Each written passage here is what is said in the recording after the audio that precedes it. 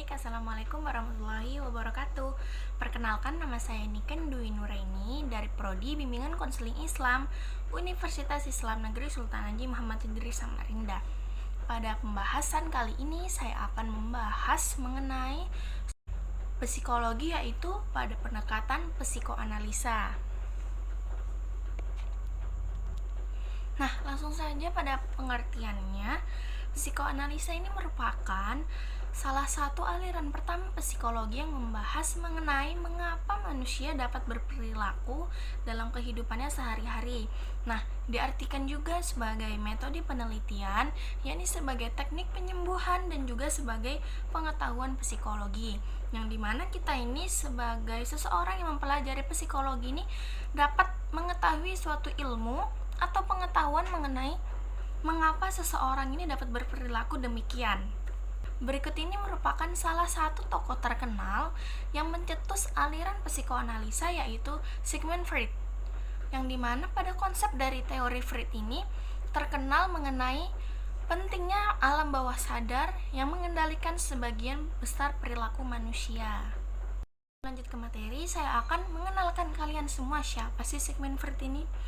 Beliau ini merupakan seorang psikolog asal Wina, Australia yang lahir pada 6 Mei 1856,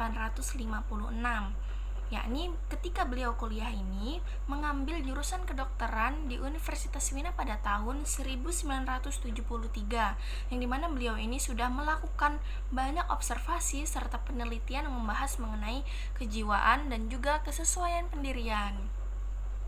Nah, sejak kala itu beliau selalu mengembangkan teori psikoanalisa dengan mengikuti observasinya dalam konsep kepribadian serta merevisinya hingga tahun terakhir dalam hidupnya.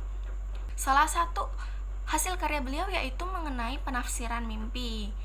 Nah, Sigmund Freud ini berpendapat bahwa kepribadian manusia ini berdasarkan pengalaman yang telah beliau alami. Pembahasan selanjutnya yaitu dalam pandangan Freud ini semua perilaku manusia baik yang nampak ataupun yang tersembunyi, yakni berupa gerakan dan juga pikiran, itu disebabkan dari adanya peristiwa mental di masa lalu atau di masa sebelumnya. Jadi karena sebab adanya peristiwa di masa lalu yang menyebabkan seseorang ini berubah di masa sekarang itu. Nah, kita ini diibaratkan sebagai sebuah gunung es yang dimana pada tahap paling atas itu merupakan keadaan atau sebuah tingkat kesadaran, dari bagian tengah ini merupakan prakesadaran, dan paling bawah merupakan ketidaksadaran. Nah, yang dimana peristiwa mental yang kita sadari dan juga tidak kita sadari itu bisa kita akses melalui tingkat prakesadaran. Nah, terdapat pula yang sulit kita sadari itu dalam alam di bawah sadar. Nah, jadi kepribadian seseorang ini terjadi berdasarkan perilaku manusia. Yakni pada tingkat kesadaran, seseorang ini memiliki keterkaitan dengan alam secara disadari, yakni seperti persepsi atau juga pemikiran. Jadi seseorang ini dapat berpikir secara sadar. Nah, pada prasadar ini merupakan alam yang berkaitan melalui ingatan atau juga kenangan yang dapat menjadi jalan antara sadar atau tidak sadarnya seseorang. Jadi seperti kita mempunyai teman. Nah, ketika teman kita ini tidur, nah yang dimana mungkin pada posisi orang tersebut ini memiliki ingatan atau kenangan buruk di dalam mimpinya sehingga mengigau itu. Jadi itu pada terjadi karena adanya prasadaran.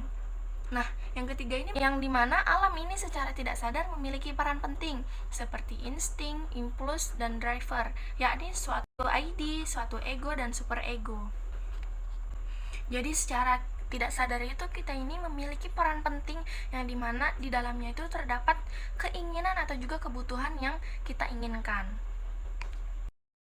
Berikut ini lanjut kepada struktur kepribadian manusia, yang dimana terdapat 3 struktur kepribadian manusia. Yang pertama itu ID, yang merupakan insting biologis atau insting naluri dan juga prinsip kenikmatan, yang dimana semata-mata manusia ini hanya ingin kesenangan selama hidupnya. Nah, ID ini juga sebagai struktur paling mendasar dari kepribadian, yang dimana tidak disadari dapat bekerja menurut prinsip kesenangan yang tujuannya untuk memenuhi kepuasan secara langsung. Nah, yang kedua yaitu ego, yang merupakan kesadaran terhadap realitas atau fakta dalam kehidupan. Yakni ego ini berkembang dari adanya id, lalu struktur kepribadian yang mengontrol kesadaran dan dapat mengambil keputusan serta berperilaku kepada manusia dengan superego, yang dimana berkembangnya dari ego ini saat manusia mengerti nilai baik, buruk, atau dalam moral seseorang tersebut.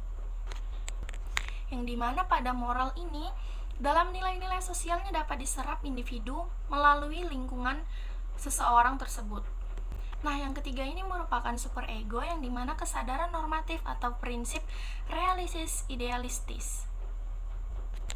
Nah, yang dimana superego ini dapat menjadi penengah di antara nilai sosial serta menyadarkan individu untuk tuntas dalam menghadapi tuntutan moral, yang dimana apabila terjadinya pelanggaran nilai sosial pada seseorang, superego ini dapat menghukum ego yang menimbulkan rasa salah tersebut. Nah, jadi ego ini selalu menghadapi ketegangan antara tuntutan ID dan superego.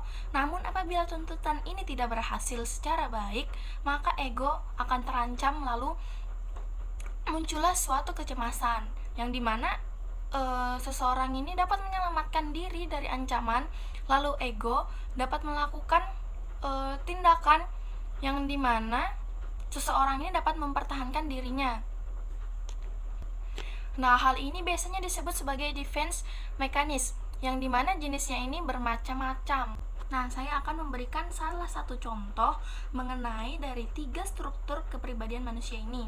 Jadi, contohnya ketika bapak saya memiliki uang 1 juta dan itu terlihat di mata saya, ID saya ini mengatakan ambil aja uang ini sebagian, karena kan nggak ada juga yang bakal tahu uang ini kalau saya ambil. Sedangkan ego saya berkata jangan dulu, mending diperiksa dulu karena nanti takut ada yang tahu. Nah, sedangkan super ego saya ini berbicara lagi jangan melakukannya.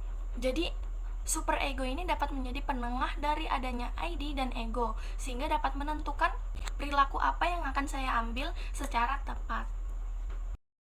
Nah, pada yang berikut ini merupakan pengaplikasian konseling, di mana pertama ini bahwa seseorang manusia ini merupakan makhluk yang memiliki kebutuhan serta keinginan. Kita akan memberikan pemahaman secara kebutuhan dan keinginan seseorang ini secara mendalam, yakni untuk memenuhi kebutuhan atau keinginan seseorang tersebut. Yang kedua ini yaitu adanya pengaruh dari masa lalu. Nah, jadi sebagai konselor kita ini harus memperhatikan seseorang ini secara khusus. Jadi seseorang ini dapat mengungkapkan pengaruhnya di masa lalu ini dengan baik. Nah, karena itu kita dapat mengetahui dari apa adanya pengungkapannya dari masa lalu itu, sehingga mengapa kok terjadinya pada perilaku sekarang ini. Jadi kita dapat menentukan seseorang ini mengapa kok jadinya begini. Nah, yang ketiga ini merupakan adanya kecemasan, yang dimana karena adanya pengalaman-pengalaman yang terdesak, yakni sebagai konselor kita harus memahaminya, dan kebutuhan ini tuh sangat khusus untuk membantu kita sebagai konselor, yang dimana kita dapat memberikan seseorang ini motivasi-motivasi yang mendasar, yakni untuk memberikannya semangat, dan juga seseorang ini jadi dapat memutuskan serta merencanakan hidupnya nanti sebagaimana mestinya, yaitu secara baik. Nah, dari hal itu dapat memberikan pengaruh kepada konselor dan juga seseorang yang membutuhkan penanganan khusus ini untuk mengembangkan keterampilannya kepada seseorang yang membutuhkannya lagi nanti. Nah, yang keempat ini merupakan adanya tahapan perkembangan kepribadian seseorang individu.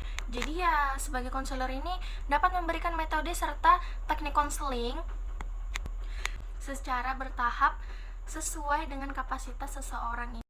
Nah, cukup itu saja pemaparan dari saya. Jika ada salahnya itu datang dari saya, dan jika ada kebenarannya itu hanya datang dari Allah semata. Wassalamualaikum warahmatullahi wabarakatuh.